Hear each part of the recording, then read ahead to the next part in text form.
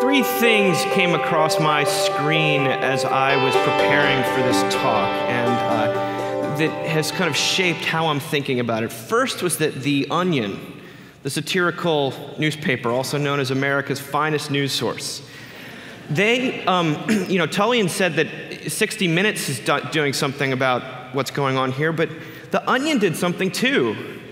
And I was as surprised as anyone. But they reported a breaking news story about someone, I guess, in this Coral Ridge congregation, but one of its younger members.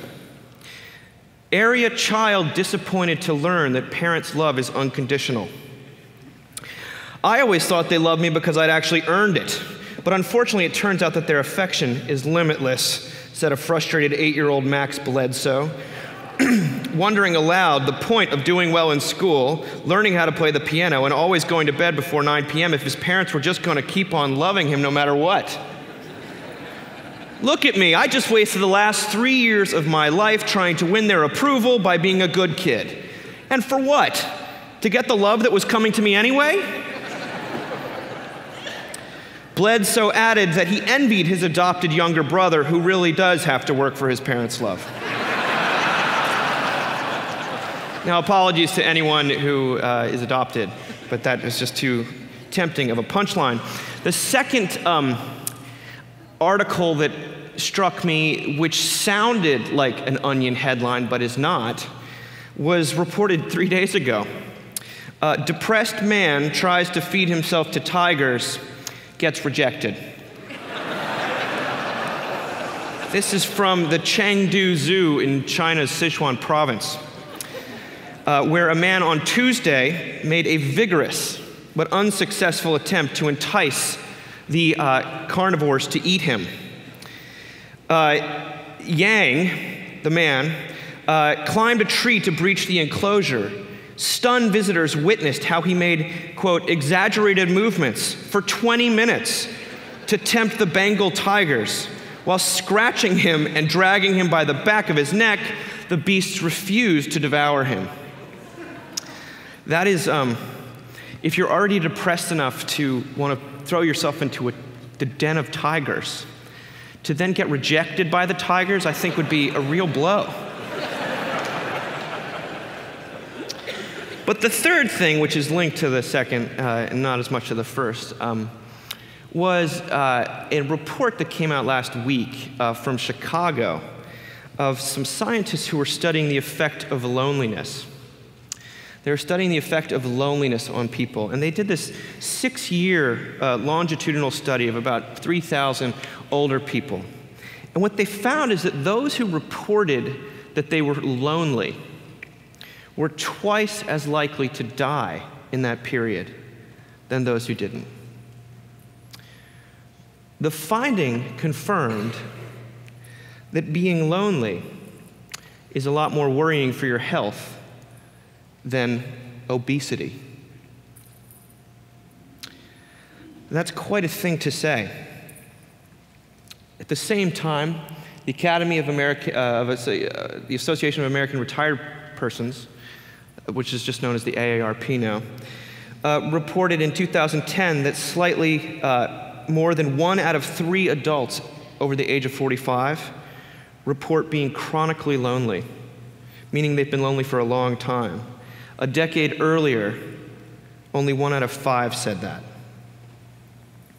So all this was in my mind while I was thinking about this talk, and of course, while the Beatles were celebrating their 50th anniversary of the sort of Ed Sullivan Show appearances. Maybe you saw they had a special televised thing about it.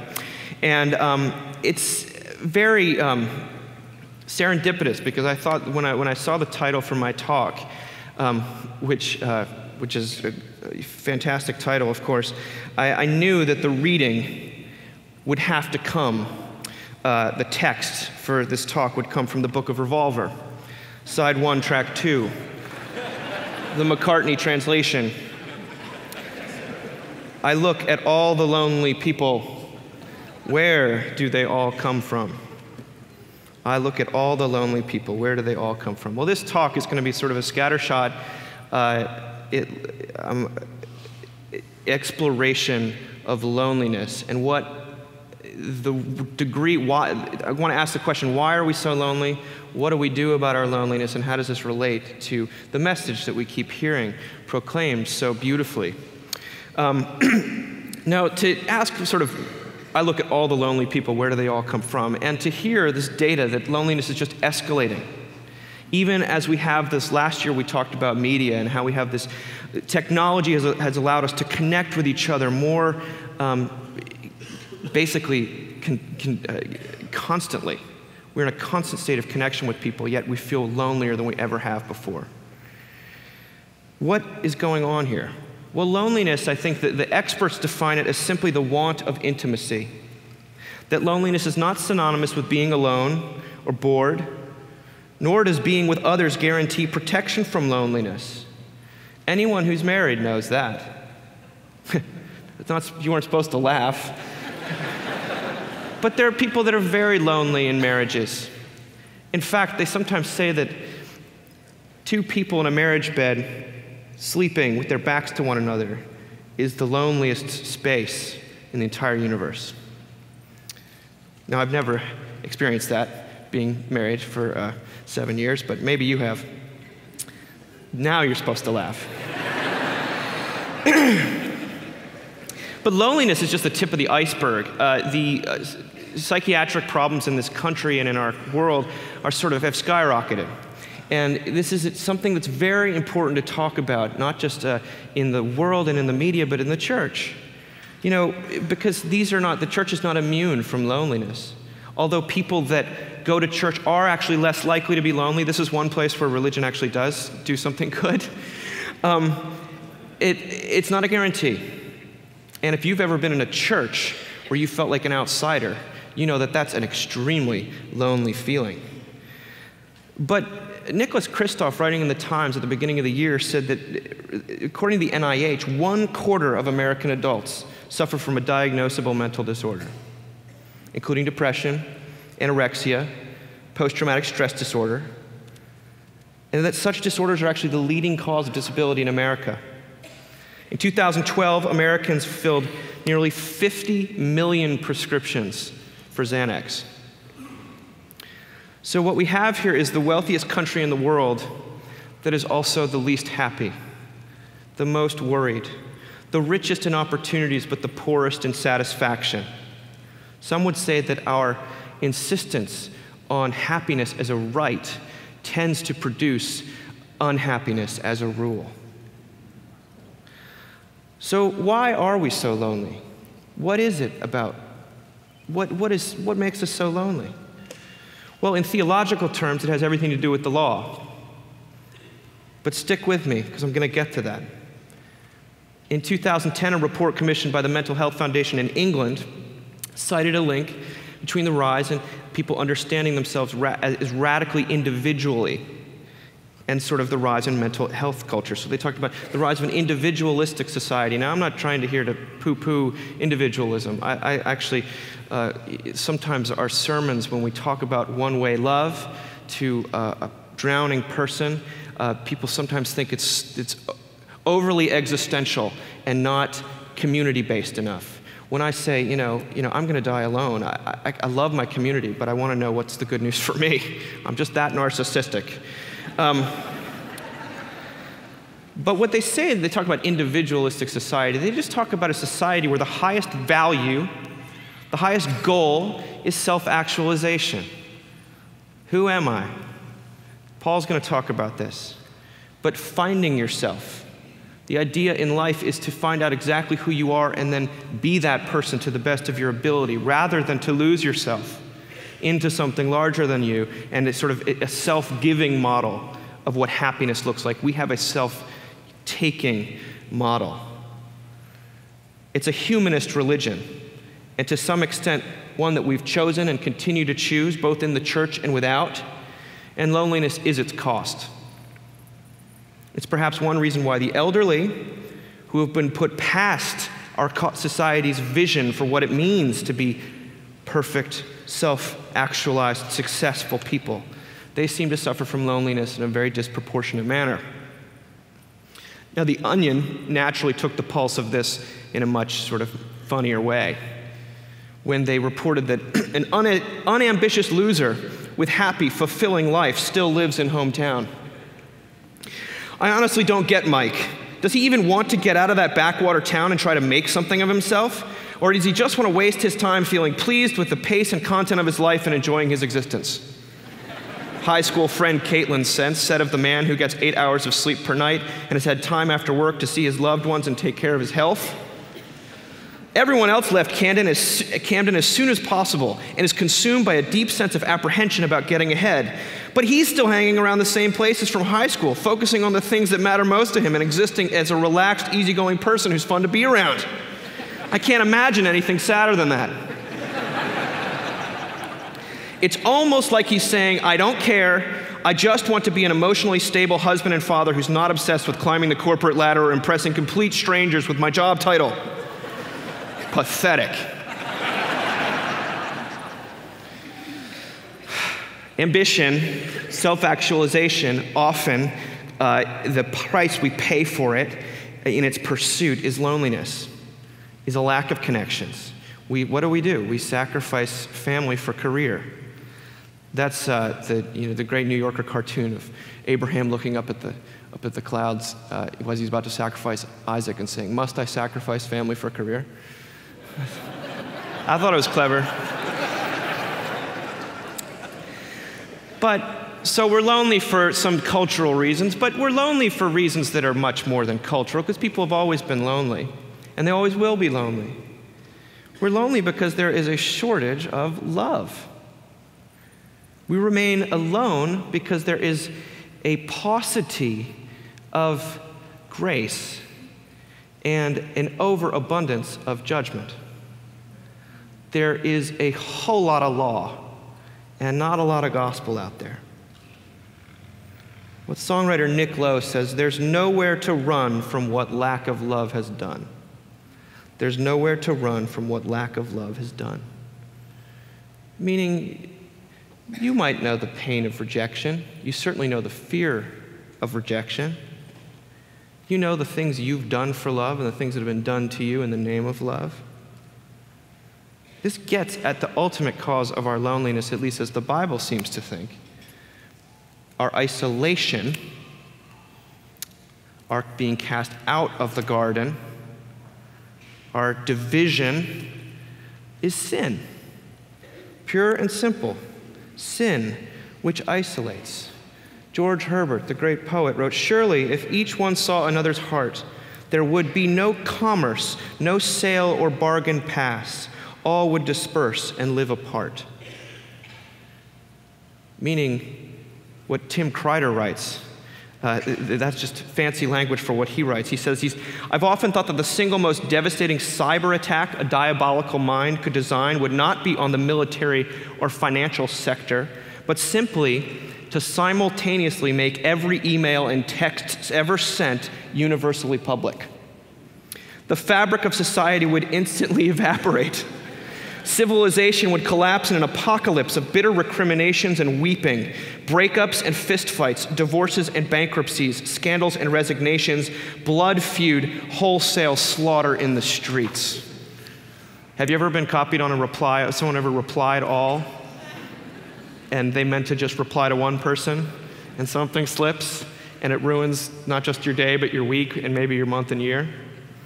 Well, it's never happened to me, so I've got a clear record. When John Lennon sings, "I'm a loser, and I'm not who I pretend to be," this is what he's getting at. Sin isolates. It inspires hiding. We know who we should be, and we know who we are, and so we see how far short we fall of not just God's law, but the law of any kind of decency and dignity that governs society. And so we hide, and we isolate ourselves. We block intimacy. It's not being blocked for us. Hiding makes us even more lonely. So I don't think I need to convince you that people are lonely. And if you're here, maybe you're a little less lonely, and I hope that one of the great things about these conferences is that we get to see each other and interact with each other. And for a moment, sometimes our loneliness abates. But if you're not lonely right now, just wait. It's coming. So how do we deal with loneliness? Well, first of all, most commonly, at least in this particular cultural moment, we distract ourselves from it, right? We keep ourselves busy all the time. One of the great ironies of modern technology is that it was meant to make it so that we'd have more leisure time, get our work done faster. You guys know that Congress met in the 60s to discuss the horrifying advent of the 20-hour work week. I mean, that is short-sighted. We never stop working, ever. And what's so funny is that when we preach this message that God loves you as you are, and not as you should be, and that your love is unconditional, people think you're going to have the reaction that 8-year-old Daniel Bledsoe has. Okay, what purpose is there for me to work? You know, that laziness is going to ensue. And we live in a culture that there is no danger whatsoever of people being too lazy. Our problem is that we cannot rest, not that we're too lazy. No one in America today, now go to Italy. Maybe they need a different message. Just kidding. The trains don't run on time, but they're very happy. We keep ourselves busy all the time. And we use our devices. And if you don't have a device, then you use yours. How are you one of these people? How are you doing? Oh, I'm busy. How busy are you? Oh, I'm really busy. I'm crazy busy. Yeah, that was a great New York Times article about that this past year. Busyness forms a sort of a hedge against emptiness, a sort of a default justification. What if you weren't busy? What would that say about you? What if you didn't have that much to do? There's such a value judgment on inactivity that we run no risk. I'm not concerned about the antinomian question anymore, because I'm convinced that people need to stop. Everyone needs to stop, and that God's gospel is the only thing that really allows them to do that. Louis C.K., great prophet of our time, this kind of goes along with Tullian's rant last night about obscenity, but he's a great comedian, I think, and he's got a lot of wisdom along with a lot of, total reprehensible nonsense. You probably saw the clip on Conan O'Brien where Louis was asked why he doesn't allow his teenage daughters to have cell phones. And Louis said, well, you need to build an ability to just be yourself and not be doing something. And that's what phones are taking away. It's the ability to just sit there. To just sit there and be a person. Because underneath everything in your life, there's that thing. That empty, forever empty thing.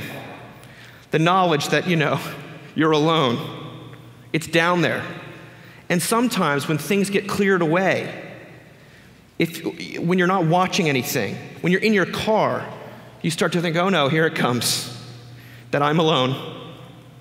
It starts to visit on you, just this sadness, and life is tremendously sad if you're paying attention.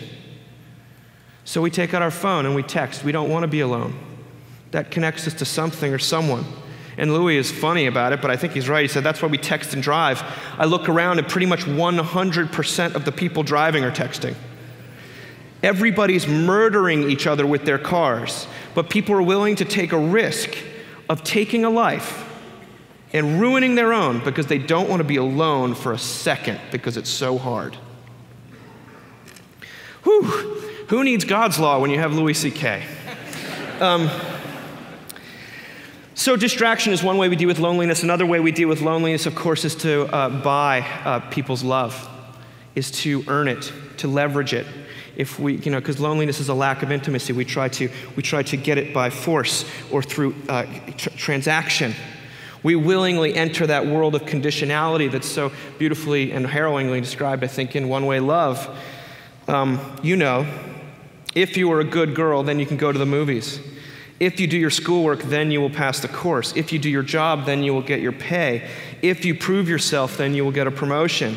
If you love, then you will be loved in return.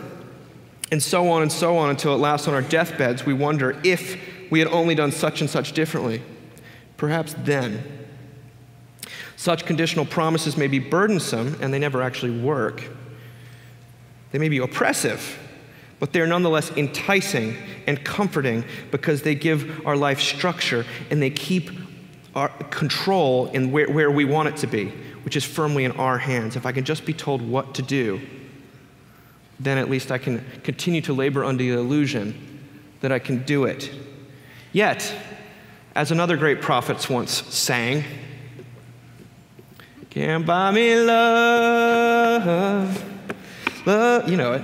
They're all jumping around in a field. It's an amazing video. One of the first rock videos. I know, let's just go jump around in a field.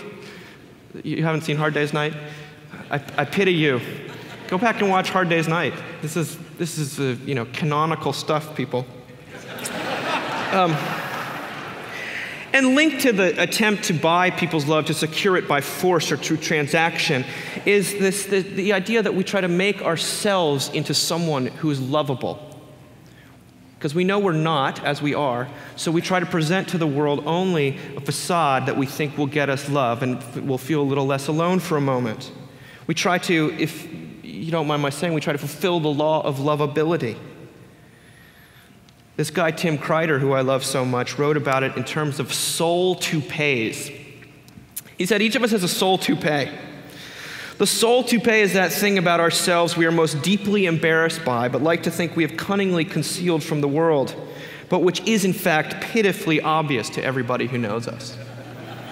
Most of the time, other people don't even get why our soul toupee is any big deal, or such a cause of such evident deep shame to us. But they can tell that it is because of our inept, transparent efforts to cover it up, which only call more attention to it and to our self-consciousness about it. And so they gently pretend not to notice it. Meanwhile, we're standing there with our little rigid sponge-like square of hair pasted on our head thinking, "Ha! I got them all fooled." Now we're about to watch a scene from Seinfeld, because I can't get through one of these talks without using Seinfeld, where George Costanza, the poster man for bald men everywhere, actually gets a toupee. And he thinks it's going to buy him love. And something else happens. Roll tape. So, I'm going out tonight with Robert and the boss and his wife. So, tonight you're going to make the move? Yeah, I think I might. Hey, there he is. So, what happened? Could she detect it? It's an interesting question. How so? How so? I'll tell you how so.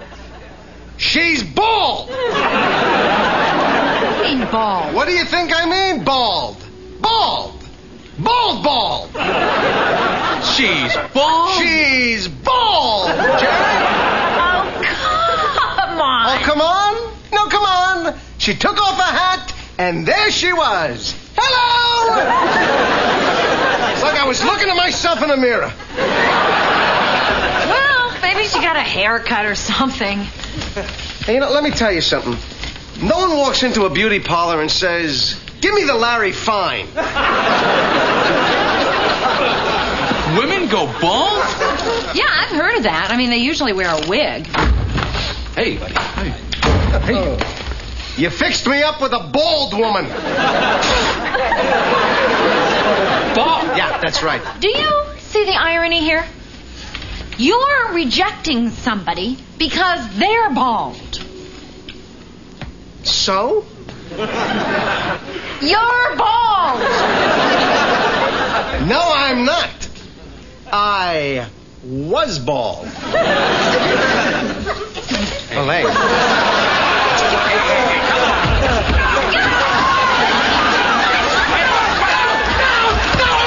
I don't like this thing! And here's what I'm doing with it!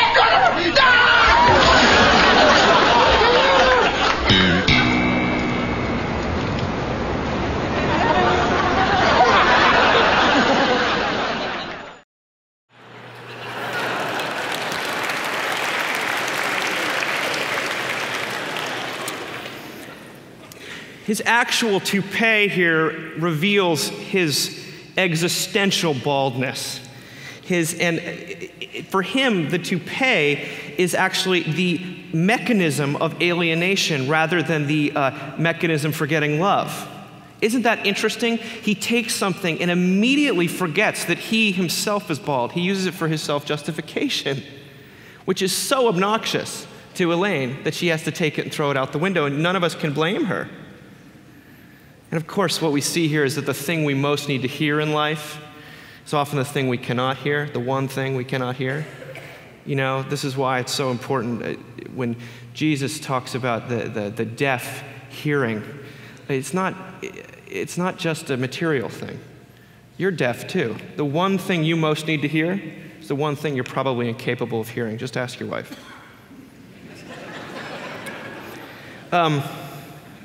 Now, when we get to attempts to sort of buy love through our actions, through our attributes, the Beatles become a very interesting case study. Because the Beatles not only were lovable, they were the anti-Costanza. They redefined what it was to be lovable. They not only fulfilled the law of lovability, they redefined it. And this makes it fascinating, because they also fulfilled the law of success. There's only one Beatles, and there only ever will be.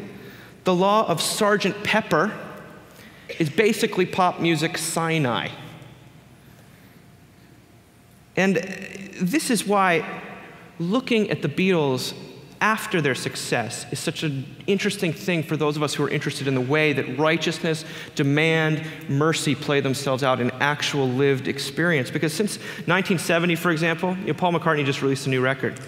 Everything he's ever done since then has come with a 2-word millstone: former Beatle, McCartney. He's never been able to rid himself of it. It's not that he's ever fallen out of fashion or needed a comeback. The largest audience in the short history of popular music has consistently followed him and seemed intent on wanting him desperately wherever he goes.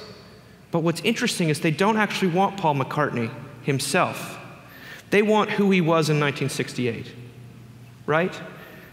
Watching our idols grow old, watching ourselves grow old, is an affront to our sense of control. And if you are a person who has made a particular, this is why they call them pop idols, by the way, icons, you can bend to the demand to sort of remain young for a little while, but after a while, when you're Paul McCartney and in your 70s, it's like, there's no way your hair's that color, man.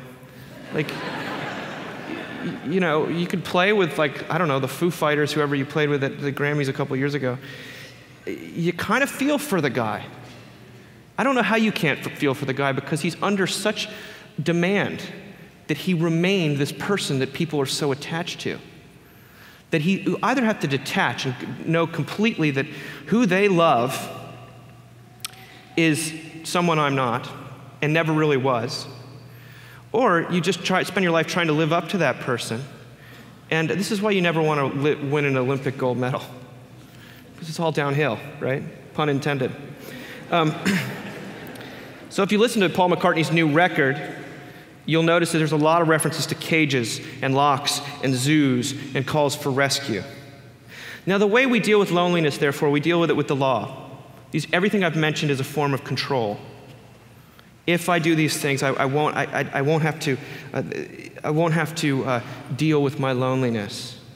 I can make myself into a person who won't be lonely. I can pay other people to love me as I want myself to be loved. But these things only compound the loneliness. Because remember, if an idealized form of you is being loved, you don't feel loved, because you know you're not that person. This is why Facebook, it can compound people's loneliness so much. Because even when you do have a gazillion friends, you know that the person who is getting all this attention is actually not you. It's this sliver of you. And there you're stuck with yourself. There was an incredible article about this in the New York Times last week. And if you notice, I'm a kind of a blogger by trade, so that's why I'm just like that. But hopefully you'll get something from this. The guy who edits the Modern Love column for the New York Times which is everyone's submitting their sort of cute stories of falling in love and out of love. And he gets sort of, every year he does a kind of an overview of what people are thinking about in terms of love, how love relationships are changing in our culture. And what he found this year was something very interesting. He said that 3 years ago, when they had their college student contest for essays, all the college students were talking about the hookup culture and how they were trying to detach the physical aspect from the emotional aspect by just focusing on the physical aspect, and how it wasn't actually working as well or smoothly as they'd hoped. But then 3 years later, he saw this phenomenon of what they call a soulmate in a box. If you've seen the movie Her, that's what this is about. Intense emotional relationships that develop online without any physical component. In fact, they flourish because there's no expectation of that sometimes. But the worst part of it is that both of these forms of trying to get love fail because there's no vulnerability. There's no vulnerability. We get the chance to hide, whether it's through text messages we can edit and control, this is him talking, or by saying whatever we'd like to over Skype without expecting the relationship to ever turn physical. We're freed from much of that anxiety that goes along with being in a relationship with a living, breathing human being. And we're fooled into thinking that this might be a better and truer way of having a relationship. These relationships are all about sharing your every thought, idea, and emotional burp, but they are also crucially about being able to close your laptop and turn off your phone whenever you want to. Much of the desires at work here are completely sympathetic. I mean, who doesn't want to get what they want without having to pay any costs, without having to deal not with someone's like woundedness, but with the way someone smells, the way they chew their food, you know, the way their breath is. Wives, I feel sorry for you. We wish it weren't the case, but love without sacrifice, love without vulnerability isn't really love. And so when Paul McCartney's being loved, he's not actually being loved. He's lonely.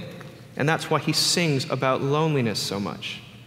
I mean, what is the greatest line written in a pop song in 1970? Maybe I'm a man, maybe I'm a lonely man who's in the middle of something that he doesn't really understand. Oh. Some would say that's the last great song he wrote. But because then he fell in love, and he wasn't lonely anymore, at least for a while. But that's a great song. Now, we talk about loneliness today, not just because it's something that's endemic to us or it's on the rise, it's also something that kills us, as I said earlier. But not just kills us theoretically. The statistics released this past year by the National Institute of Health said that the number of suicides in America has risen 31% in the last 10 years. 31%, far outstripping population growth. Again, in a time defined ever more by social progress and innovation, we have never been more burdened by sadness or consumed by self-harm. Throughout the developed world, self-harm, suicide, is now the leading cause of death for people ages 15 to 49, surpassing all cancers and heart disease. More people died this year from suicide in that age bracket than died from car crashes. Now I want to give a note on Christian loneliness. I think there's been a lot of suicide in the Christian community, and I don't want to reduce suicide down to any single thing. It's very complicated, and I wouldn't pretend to understand what someone goes through before they throw themselves into the den of tigers. But I will say that what we've seen in terms of sort of some well-known pastors deciding that life was not worth living is an indictment of American Christianity, which the message of Liberate more or less directly addresses. And because this is actually happening, we have to talk about it. We have got to talk about it. Maybe you read Ted Haggard, the disgraced former head of the National Association of Evangelicals. He wrote about the suicides of these young pastors. And what he saw was a link between these deaths and the widespread teaching in certain traditions that quote, life transformation took place at salvation, and the power to overcome was inherent in the baptism of the Holy Spirit. He does not see that teaching as simply off base or unhelpful, but he sees it as deadly. Now, don't mistake me. He's not saying that there isn't anything, that the Holy Spirit doesn't come in someone's life, that there isn't the possibility for victory and change. But the guarantee, the edict that you must be transformed is actually not creating transformation. It's fueling despair, solipsistic bondage, and personality splitting in believers who find themselves coping with problems that don't vanish after their baptism or their public commitment of faith. It creates an environment of suspicion and blame, even persecution, among those for whom the inheritance of Adam takes a more socially acceptable form, like worry and control, or greed or self-righteousness. That the dissonance between who we are supposed to be as new creations and who we actually are has caused some people not only to engage in the cruelest form of rationalizations, but to be so frustrated that not that they just give up their faith, but that they give up their life. Now, oftentimes, when you come up against this word transformation, when you take issue with it, people think you're taking issue with hope. And that's not what I'm taking issue with. I'm actually trying to protect hope, not that I can do that. How can anyone look at themselves or the world and not hope for transformation, not want more of it? I'm not disputing the hope of transformation. I'm disputing the guarantee of transformation. Because when you guarantee transformation, you often prevent it from actually happening. When transformation, personal growth and holiness, and salvation are yoked too tightly, in lieu of actual transformation, what you get is a New Yorker cartoon of a man looking at his wife and says, "Look, I can't promise I'll change, but I can promise I'll pretend to change." A person will inevitably pretend to change, deluding others, sometimes even themselves, all the while getting more and more stuck in that morbid cycle of spiritual pulse-taking with which some of us are all too familiar. You know, it's true that if a plant cannot grow if it's being dug up every 5 minutes to check its growth. That's just true. So we talk about the dangers of law and legalism and judgment in a gospel-less vacuum. Not because it is somehow bad or because like little children know we don't want to, you can't tell me when to go to bed, Daddy. We talk about the importance of God's one-way love because to talk about the law without the gospel is to isolate the suffering person even more than they're already isolated. This is why we deconstruct Christians, why we point out the vulnerabilities which we all share. Because if we're not dealing with the truth about ourselves, then we're not dealing with God. That's where He is. So what I'm trying to say here is that the problem of being human is essentially a factor of fear. We're trying to live in a way where we're not terrified all the time, as David Foster Wallace says. That we all live our lives under judgment. The non-Christian trying to find love in the big city, and the suicidal pastor in the bosom of the church. Whether it is for wrongdoing in a conscious mode or the pervasive, irrational, multiform fear that we are worthless and no good, we all live our lives under what St. Paul calls the law. Humanity exists under the law. One true detective recently said on television in a show I won't mention, "Look, everybody knows there's something wrong with them. They just don't know what it is. Everybody wants confession. Everybody wants some cathartic narrative for their confession. The guilty especially. And everybody's guilty." So, in the case of the Beatles, I can't imagine that they feel loved because of the presence of demand in their life. But what is the antidote then? What is the gospel message to those who are lonely? Well, it's like the youth ministers say. It's a relationship. It's not a theology. It's a person. But it's not the kind of relationship that we tend to have with other people. It's a one-way relationship where you have the freedom because of the assurance that nothing you can do can make God love you any more or less. You finally have the assurance to cry out from that place of despair, help me if you can, I'm feeling down, and I do appreciate you being round. That song is a prayer unlike almost any that's been written in the English language. Would that we were all so honest with God and with each other. We need a relationship that doesn't just know us, a relationship that knows and loves. This is what it means to not be lonely. Because you can be known by another person and not be loved by them. But you can't be loved by another person without feeling known, without feeling that they're not loving the 1968 version of you or the Facebook version of you.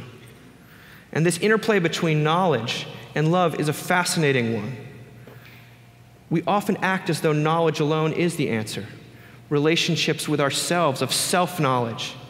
But then you have Daniel Kahneman, the Nobel Prize-winning psychologist, telling us that self-knowledge is not enough to affect change in a person's life. He says there's a notion out there that self-awareness is a form of salvation, that if we know about our mental mistakes or our spiritual shortcomings, that we can avoid them. But it turns out self-knowledge is surprisingly useless. Even when we know why we stumble, we still find a way to fall. Teaching people about the hazards of multitasking doesn't lead to less texting in the car. Learning about the weakness of the will doesn't increase the success of a diet. Knowing that most people are overconfident about the future doesn't make us more realistic about our investments. The problem isn't that we're stupid. The problem is that we're stubborn. The problem with human nature is a heart problem, not a head problem. We are not rational beings. We are emotional creatures. And this is why Paul subordinates knowledge to love. In 1 Corinthians, if I can fathom all mysteries and all knowledge, but do not have love, I am nothing. Again, the two are connected. You can know someone without loving them, but you cannot love someone without knowing them. Someone explained to me this once and said, if I lock my dog and my wife in the trunk of my car, in an hour, only one of them is going to be happy to see me.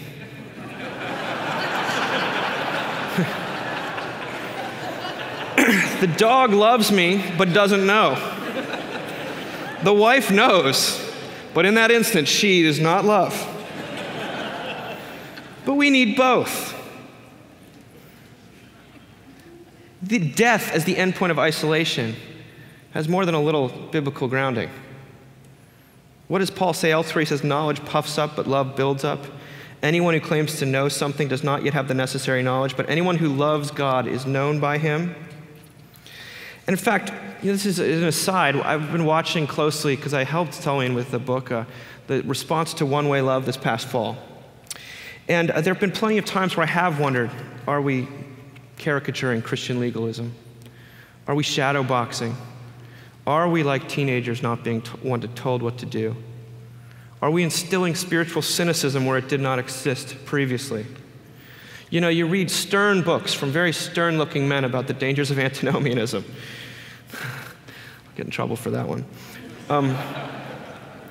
And unless you've been completely hardened, you can't help but think, doth the lady protest too much? Are we just telling ourselves what we want to hear? Probably. A little bit. Our motives are no purer than anybody else's. But one would also hope that we could not overdo it on the gospel even if we tried to. So ingrained is the self-deifying control freak impulse in our DNA that it cannot be overstated, that life instills a cynicism of its own, and pointing to the place or the person where we can take our cynicism cannot be a bad thing. Plus, the scale of the human heart is not tilted towards legalism or semi-Pelagianism. because of American evangelicalism or the religious right. It's tilted for the same reason it will always be tilted to self-salvation: original sin. And if that's true, then no amount of gospel-centered books or conferences or blogs will render grace any less urgent. And I think that's where the real strength of Tullian's plea, and all of our plea, comes from. He's talking to a world that's ensconced in performancism and the loneliness that it produces, not just a religion. He's speaking to Christians, but he's also speaking beyond them, to people who never, short of a miracle of God, will shake their addiction to control. The climb may be even steeper for those of us who've been brought up on American bootstrapping. And if Tullian's diagnosis holds, it's not Tullian's diagnosis, by the way, and he wouldn't want to say that. It's St. Paul's, Jesus's. The Holy Spirit. We will turn one-way love into a law. We will turn it into a way to measure and control others and ourselves. Some would say we already have. But at the end of the day, again, those are all just words. A marketing strategy may be able to reference the gospel, but it cannot contain it. The forgiveness of sins is by definition immune to co-option or positioning. Thank God. You can build grace as the hot new stop on the train all you want. You can try to reduce it to a concept or into an attractive set of presuppositions, but its reality is another matter. Grace, without the quotes, is shorthand for what happens when you fall off the rails. And it can never go out of fashion, because we never fall off the rails willingly. We are saved, yet again, not by knowledge or theology, but by a Savior. And as much as I wish it weren't so, the stakes are not imaginary. They are real. Suicide is not just a secular phenomenon. The need for forgiveness and grace, this sort of divine amnesia about our past and love for us in our present and the assurance of our future, is universally, people are desperate for this everywhere. And the good news is the gospel has intervened. God has intervened. This is love, not that we loved God, but that he loved us and sent his son as an atoning sacrifice for our sins. In other words, baby, I'm amazed at the way you love me all the time. I'm amazed at the way you're with me all the time. But maybe I'm afraid of the way I leave you. Maybe I'm amazed at the way you help me sing my song. You right me when I'm wrong. Maybe I'm amazed at the way I really need you. McCartney is articulating the freedom of the gospel. He's got a woman mixed in there too. He's talking about the freedom to be loved, the freedom I mentioned earlier, the freedom that you cannot be any more loved, any less loved than you are right now. This is the kind of thinking that led George Harrison to respond to the question. George Harrison, the religious Beatle, the deeply religious. Have you ever heard his last album, by the way, Brainwashed? You know, he was a Hindu, so there's some uncomfortable parts of it. But the last song is called Brainwashed, and the whole chorus of it, the last song he recorded and officially released, God, God, God, he's the only reason we exist. God, God, God, he's the only reason we exist. That one didn't make the reviews. He was asked how he'd like to be remembered, and he said, I don't care if I'm remembered. Not in a sarcastic way, but it's like, why do I have to be remembered? That's the law thinking. Grace says you are loved right now. So Christian freedom is the freedom to be rather than to grow. Because we live in a world, again, that is not restless. It's future-oriented to an extent that is pathological. Most of my peers are on some ladder. I'm sure I'm on some ladder. Hey, I got a plenary session this year, right? Isn't that awesome?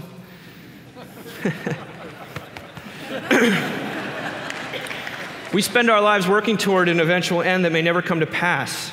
The growth imperative in our culture is the same as the transformation edict in our church. But what about what Jonathan Franzen says, the writer? He says, we have this notion in this country, not only of endless economic growth, but of endless personal growth. I have a certain characterological antipathy to the notion that we're getting better and better all the time. And it's so clearly belied by our experience. You may get better in certain ways for 10 years, but one day you wake up and although things are a little bit different, they're not a lot different. And I think if we can get accustomed to a somewhat more tragic view of life, that people would think, yeah, we don't actually need to have a bigger and bigger house and a bigger and bigger car and more things in the house. There might be some way to think of the world in different terms. So it was more about being and less about growing. Now, he is deconstructing performancism there in a beautiful way, in a way that connects us with the reality of the world. Now, I'm just about finished. I'm sorry I've talked so long. We're going to watch one clip from the Beatles Anthology that I think gets at what I'm trying to say, and then I'm done. Suddenly one day, I think Neil or somebody said, oh, Ringo's gone on holiday.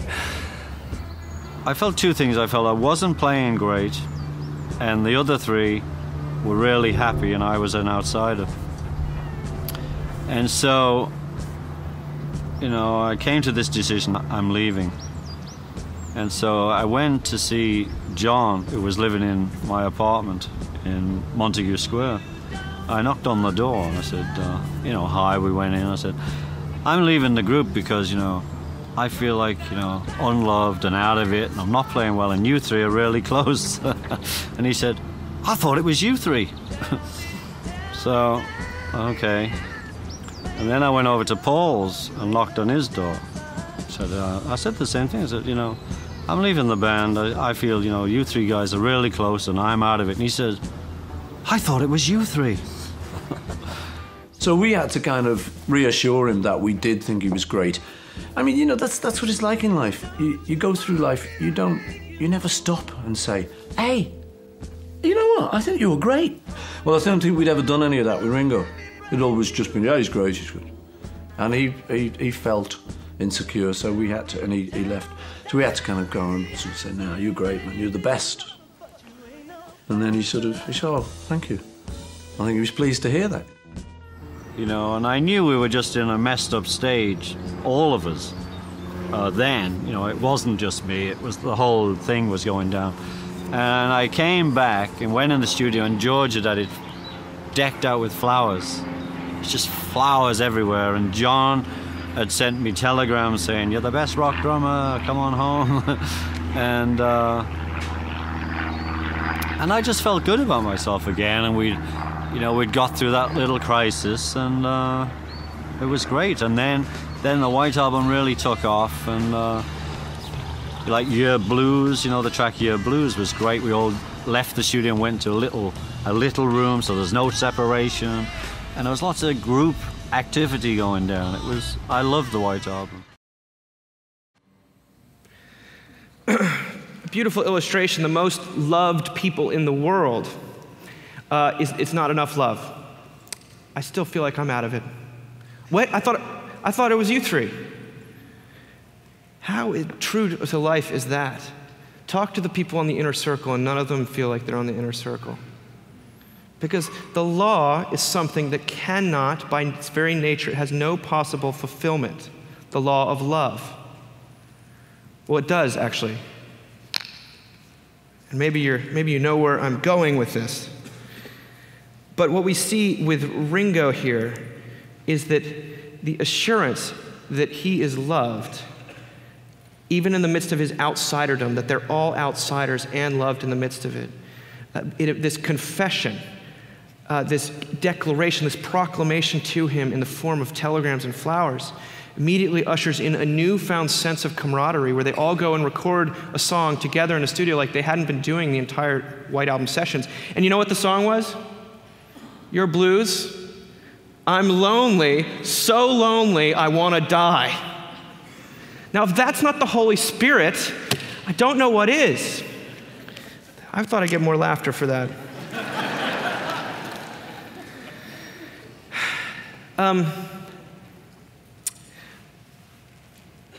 Saul Bellow talks about the alienation, the loneliness one feels from oneself in his book, Henderson's Henderson, the Rain King. And he says that when I think of my condition at age 55, all is grief.